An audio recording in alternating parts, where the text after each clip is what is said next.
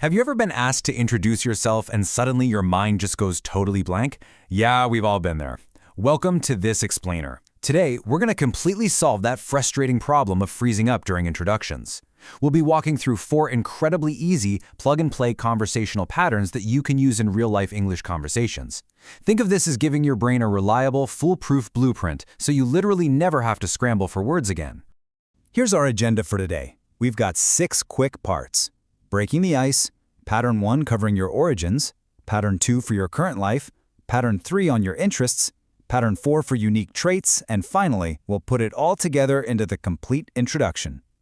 All right, let's jump straight into breaking the ice and overcoming that fear of introductions by breaking the whole thing down into a really simple modular assembly process.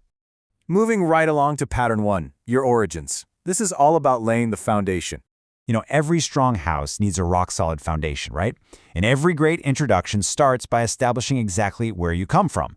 We're going to anchor this to an incredibly common question that you hear all the time. Where are you from? Recognizing this trigger is honestly half the battle. The second you hear it, your brain should automatically know exactly which conversational tool to grab. And that tool? It's the simple phrase, I am originally from.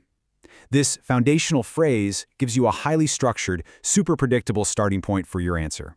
It's clear, it's grammatically perfect, and it just flows beautifully off the tongue, without you having to overthink a single thing. The best part is how easily we can just snap any location into this phrase. You might say, I am originally from Karachi, or Lahore, or maybe Islamabad. And hey, if you want to elevate it a bit, just add a quick little detail. Like you could say, I am originally from Quetta, a beautiful place known for delicious food. Adding that tiny detail about beautiful scenery or amazing food instantly warms up the conversation, and it gives the other person something fun to respond to. Okay, Pattern 2, current life.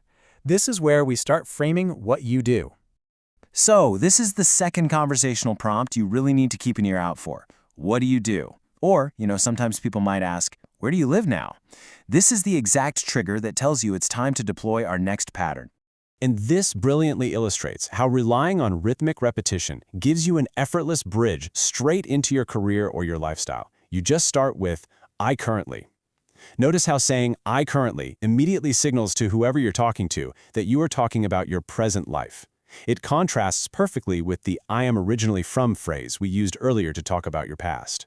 From there, you can easily complete that phrase with a whole variety of roles. You might say, I currently live in Karachi, or I currently work as an AI content creator. If you're an entrepreneur or a student, you plug that in just as easily. I currently run my own YouTube channel, or I currently study at a university. It is entirely modular. You just pick the ending that reflects your actual day-to-day life. Let's imagine how gracefully these responses flow in a real back-and-forth dialogue. Person A asks, where do you live? Person B seamlessly replies, I currently live in Karachi. Person A follows up with, what do you do? And person B answers, I currently work as a software engineer. See how natural that is? There's no hesitation, no awkward translating in your head, just a smooth, really confident exchange. Let's move on to Pattern 3, your interests. Time to start painting the walls. Now, we're ready to paint the walls of our conversational house. When someone asks you, what are you interested in? Or what do you do for fun? You can immediately deploy our third formula. Here are your go-to conversational tools for hobbies. You've got 3 specific variations to choose from here. I am interested in, I enjoy, or I spend my free time. These variations allow you to smoothly introduce your hobbies without stumbling over your vocabulary. They all serve the exact same purpose, but having a few different options up your sleeve keeps your English sounding natural, dynamic, and fresh. Whether you want to talk about fitness, learning new skills, or literally just spending your free time watching reels, these options slot perfectly into the pattern. You could say, I am interested in technology and business, or I enjoy learning about AI content creation. If you're focused on self-improvement, I'm interested in learning English is a fantastic one to drop in. You literally just choose your interest and snap it right onto the phrase. Bringing us to Pattern 4, unique traits. This is all about adding that unique decor. Now, the crucial point here is that mastering this exact rhythmic phrase gives you a really polished way to share a personal trait. The phrase is, one thing about me is that. It is such a fantastic conversational hook.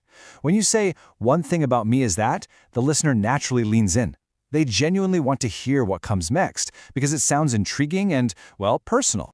You can use this to reveal whatever it is that makes you, you. You can say, one thing about me is that I love reading, or one thing about me is that I'm very curious. Maybe you're highly driven, right? So you might say, one thing about me is that I never stop learning. Or one thing about me is that I enjoy solving problems. Or if you're a supportive team player, one thing about me is that I enjoy helping people is an absolutely brilliant choice. Finally, the complete introduction. Let's put it all together. By quickly reviewing our structural scaffolding here, you can see how perfectly these modular steps line up. Step 1 is your origins. Step 2 is your current life. Step 3 covers your interests. And Step 4 highlights that unique trait. It's a simple, super logical progression that tells a complete, well-rounded story about exactly who you are. Witnessing this final assembled introduction really proves how flawlessly these pieces snap together. Check this out. Hi everyone, I'm originally from Karachi. I currently work as a teacher. I'm interested in communication skills and personal development. One thing about me is that I enjoy helping people learn new things.